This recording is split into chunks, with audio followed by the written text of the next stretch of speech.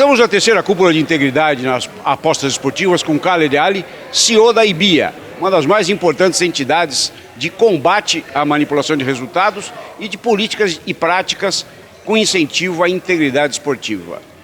É sua primeira vinda ao Brasil para participar de um evento que trata das integridades totais nos esportes?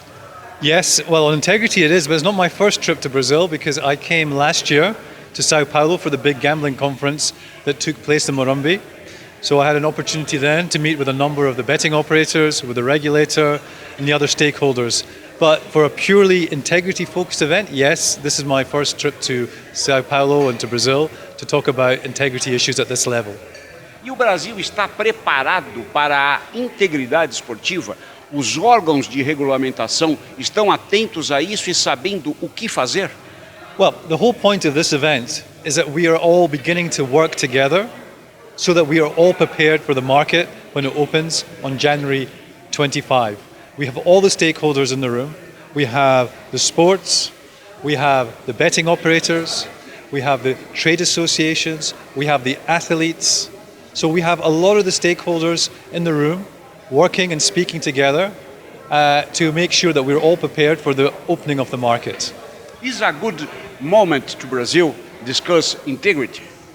Well, this is the most important moment because the deadline of 20th of August has passed. There's now over 100 applications for operators to be licensed in this country.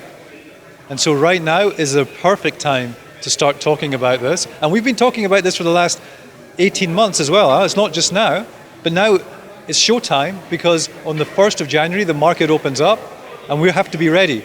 And we as an association have to make sure that we have the operators that are going to be monitoring and reporting any suspicious betting to us, and then we can pass that information on to the relevant sports.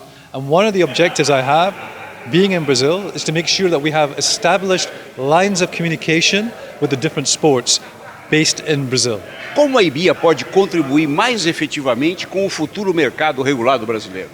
Well, the first thing we need to do is make sure that the operators that are applying for a license, who want to become a member of our association, have the right standards in place, the right monitoring and reporting mechanisms in place, so that if they see anything suspicious, we can report that.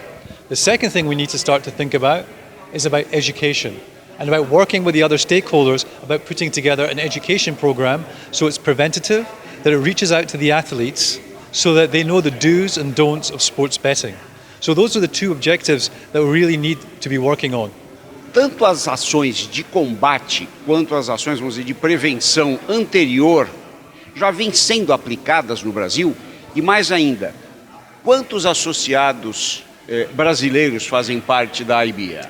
So the first question is what proactive measures we're taking. The first one is to identify the right operators to be part of the association. So we have a due diligence process that they've all had to undertake, and if we're satisfied with them, then the second part is that we will then be working with them to help them develop the standards they need for the monitoring and reporting process that will take place from the 1st of January. The second thing is about the operators who've applied to the association. We had over 30 operators want to become part of the association from the Brazilian license, which ended on the 20th of August. Not all of them have become members because they did not pass the due diligence process.